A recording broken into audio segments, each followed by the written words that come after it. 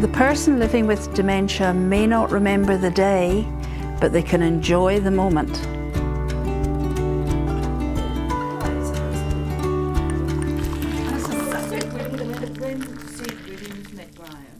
Have you any advice that you would give to a new carer? Something that you've either done or wish you'd known about at the beginning? Not so much. Things like being patient and realising they're not making trouble, they're not being difficult. It's actually just a disease process. So if you're told, oh, it's cloudy 3 times today, you just acknowledge, yes, as if you've heard it for the first time. You've got to learn to step into their world. Absolutely. If they tell you that the sky is a lovely shade of green today, well, you've got to look out the window and say, yes, it is. Because if you say to them, don't be so damn silly, it's blue, well, that's when World War III breaks out. I think you have to learn to, they're changing, they don't know they're changing, so actually you have to change as well. To learn this patience, fortitude, and go with whatever they're saying. My saying at the moment is, oh, really? Or if I don't feel like that, oh, whatever. Like a petulant teenager. And just walk away. Because, yes, don't argue. You'll never win. No, don't argue. You'll never win an argument. No, that's the important. And all it does is stress you all, doesn't it? It takes patience, and I think, yes, and you can do something today and it may not work, so you have to go to plan B, but then that may not work either, but then it may work tomorrow. So, and just because it worked yesterday doesn't mean to say it'll work today. So, but you don't throw the idea away. No. but it's Have to be cruel though patient. that you have to change as well. Yes. Yeah. And I think once you realise that, and another thing you told me, Robin, is don't scream at them. And so I'm not going to be a screamer. After you at one meeting, you knew someone that was actually screaming at their charge. So I'm not a screamer. That was amazing. Although I have sort of, had a bit of an argument and, done my crumpet but one thing about it, 5 minutes later, he's forgotten about it. You feel better because you've got it off your chest. And no harm's done as a rule. So sometimes, and don't feel guilty. And don't feel guilty about doing your crumpet if it, it's got so far down you think, oh, no, my great one is, give me strength. And just walk away. But don't feel guilty. We're all only human when it's all said and done. The patience of a saint. Yeah. And I also think that really we're not given anything we really can't handle. No. And regardless of what journey we've been on, none of us would have chosen our journeys, but I've certainly grown from my journey, and I think we all have, probably. It's been a wonderful experience in a sense. It may sound that's what I'm strange, saying. but it is. And I know I've found a lot of characteristics within my personality that I didn't know existed. Yes. Patience, empathy, that's understanding of other people's plights, being able to communicate with them about it, and to be able to laugh. And I think laughter is the biggest thing. It diffuses a lot of tension and stress situations, and you just have to make the most of every situation. That's right. And as Sally said, you don't. They may not remember the moment, but they enjoyed the moment. Yes, so you have to laugh. You have to. If you don't laugh, you'll cry. Well, that's right. Patience, I think, is what we all learn so much, and that's better for us as people. And being all our life. Yeah, I've come through it as a better person. I do too, Aileen. I've said that, and my kids will say, "Yes, you're a lot more patient, and I'm a lot softer." Yeah. As a person, We've only seen the soft side. And you have to be flexible, don't you? You do. if you have a rigid program in your head and they're having a bad day, you've got to go with the flow. That's right. And Stuart's point of going into their reality, I think, is so important, because you don't want the person living with dementia to feel belittled or undermined or anything else, do you?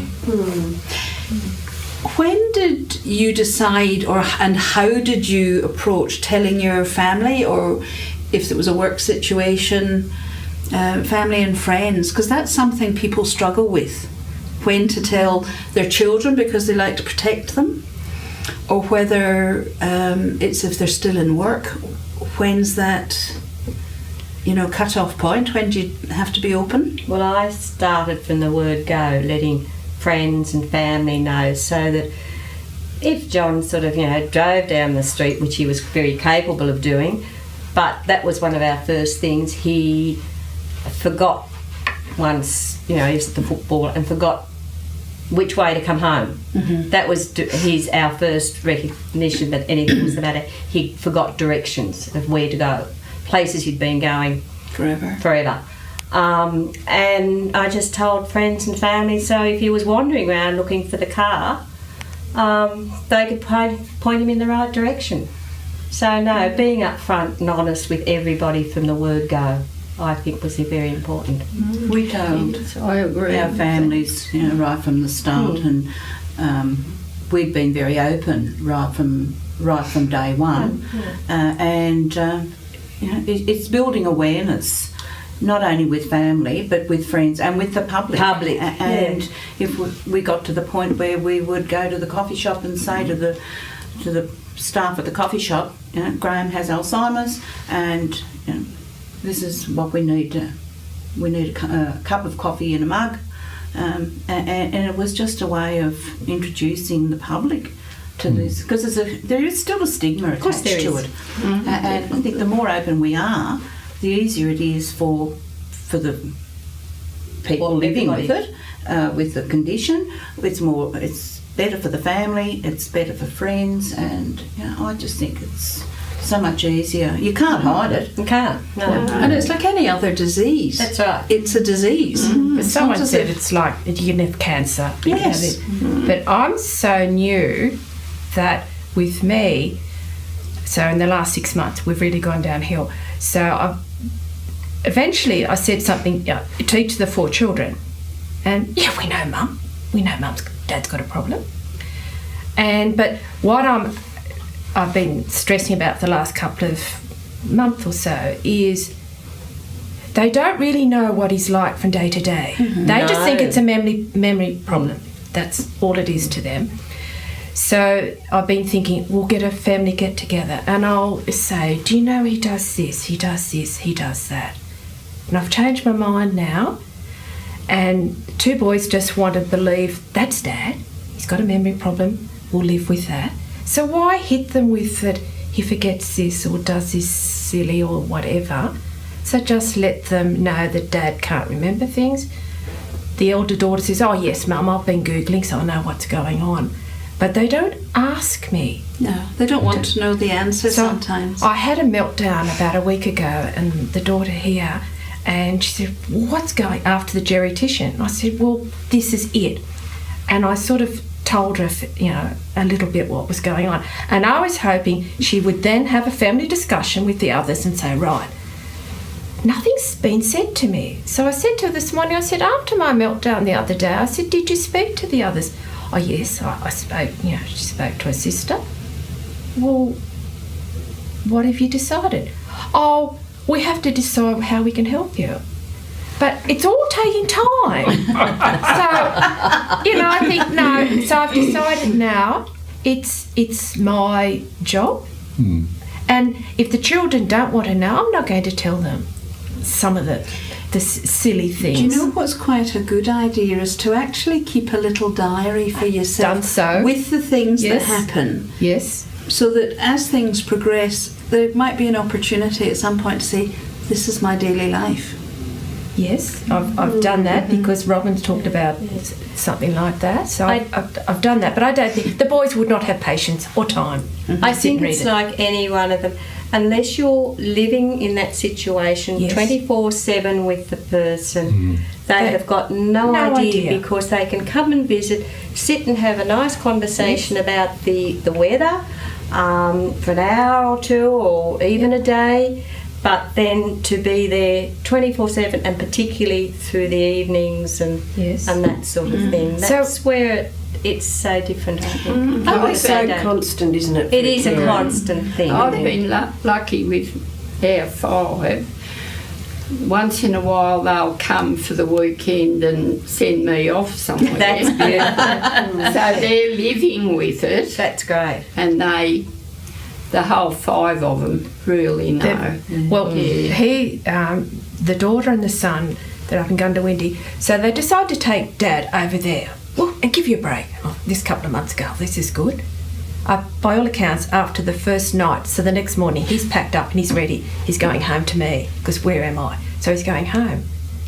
So the daughter said to my son, "We can't do this again by ourselves," and that's all it is. So I think. It's the reality of it. Yes. And it's very difficult, but...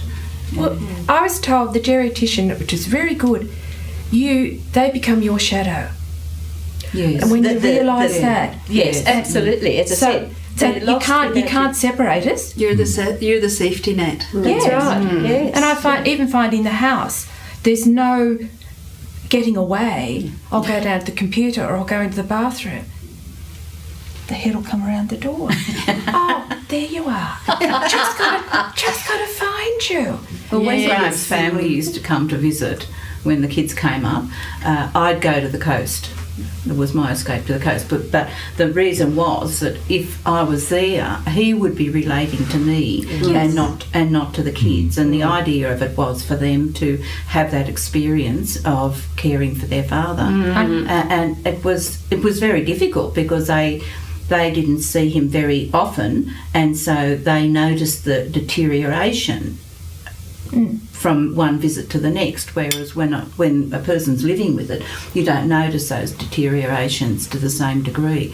But it was, hard and all as it was, I think they appreciated it later on, but they also felt that Graham should have been in a nursing home much earlier than what he actually was. That's right. But they have no idea, do they?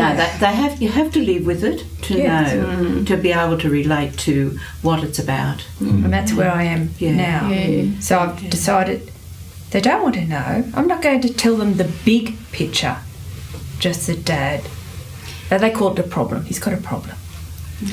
The biggest problem we had whenever I'd have a little weekend in Uralla or something was Harry, each time he'd get up to go to the toilet and I wasn't there, he'd go and wake them up and want to know where Mum was. Yes. And by the time I'd get back, they'd say, "Look, Mum, I've just got to go home and have a rest." That's my life. We got no sleep last night. Welcome to your world. Welcome to... Because that's the thing, you never switch off, you'd be listening all the time. Yes. Good thing I was told the other day by a mental health nurse was, you're looking after them 24 hours, but if they went into care, there's 3 shifts of nurses looking after them. So if you're doing it home 24 hours, you're doing a pretty good job. Yes. And take that into consideration. Plus you've got the emotional attachment that they don't have either. It's very different when you're not emotionally attached to someone. You can cope much more easily. I think when all that emotional the emotions come into it, I think it's another level again. Well, I just think knowing that we're doing a good job. Oh, my word. Absolutely. Carers do a wonderful job. They're the unsung heroes. My really. word. Pay's not real flash. No privacy. Well, and actually Can I say that's a very good point you just brought up, really, about the payment, because Or lack of. the lack of, and people can actually apply for a carer's allowance. So there's a carer's pension for people that have had to give up work to care for a parent or a spouse or whatever.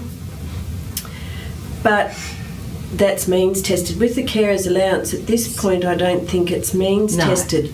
Well, it wasn't. But it can be difficult. Like, it can be difficult to actually be approved. Oh, absolutely. So, Why is it difficult? Oh, well, it depends. answering the questions correctly. Yes, and so really, particularly when you're caring for someone with dementia, because they still may be able to do some of the task, but they may need prompting to do a task, or reminding, or they need some guidance with it. So if it's a yes or no question, it might say, well, yes, they still dress themselves, but you might help them choose or get the clothes out or make sure they're in the right order.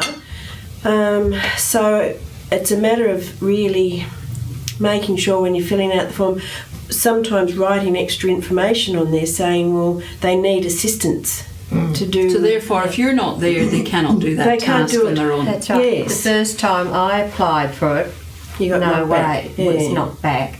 And it wasn't until I went to Sally, and Sally, But the form has changed since then. Oh, has it? Yeah, because yes, John could dress himself, but I would have to put the clothes out and make sure he got it. He could shower himself. That's right, but I still had to be there to do or it. say to him, go and have a shower. Yes. Or actually run the hot water That's right, till because it's hot, because that's- he'd come and say, I've had a cold shower, and I'd think, the water shouldn't be cold. And it took me a couple of nights to realise he's not waiting for the water To come Yes. through. Okay. And then just recently, with the weather going to the cold, like puts a warm shirt on the beginning of the day, and we know it gets hot. So then he goes and takes it off, and then so he's changing. And I go into his cupboard, and there's shirts everywhere. And you've got to think, which was the dirty one, which was the clean one? And I thought, okay, well, I can win this. It's got two options, one on and one in the wash. So he goes, and it's easy, and he hasn't realised most of his clothes have gone missing. Well, someone else said something about Yes. Sally did, about telling Philip to just keep the clothes that go Simple. together and simple. Or you might. That was- we did you did too. that. We Yes. had, Graham had we ended up with all fawn trousers, and then any shirts that weren't Or sort of went going, with it. that didn't go with the fawn trousers were all discarded. So Told you we pinched your ideas. Well, no, I didn't do the colour. I've just given him two choices, and it's all winter, it's winter summer shirts now. There's no choice, No. so it's winter shirt, and it makes it so much easier. That's a great point. There you go. I just had to put Harry's out in the long run. He'd come out in shorts today, probably. At 11 degrees, great. Yeah. mentioning the hot water we had in our shower room, because our hot water is hot, and we had temperature regulated on the shower, so that there was. Because I was afraid that Graham would turn one of the taps, and if you turned the cold, that didn't really matter. Might have got a bit of a shock, but but the hot water was, and I was frightened of him scalding Now, himself. see, our ensuite's down the end of the house, so by the time the hot water gets there, it takes a while. But see, then you are still assisting. yeah. So he's Yeah, not you're doing it still- on his own. Oh, no. Without you, he And wouldn't he manage. says, I've had a shower, and you say, no. Oh, Let's go. I think- No, it's learning how to answer those questions. Yes. And it's not being untruthful. It's not. But it's just that the forms, when they're yes or no, it doesn't always allow for that To expansion. expand Yes. the answer, Yeah, well, I didn't get it to start with, and one of the district nurses said to me, "You're getting your carer's allowance." And I said, "Well, no, I don't get a carer's allowance." And she was very good. She came back with the form the next time, and she said, "Fill that out and sign it." And she sort of looked at what I'd said, and she said, "Oh yeah, that's answer yes to that one and no to that," and helped me with it. And then I start to get the carer's allowance.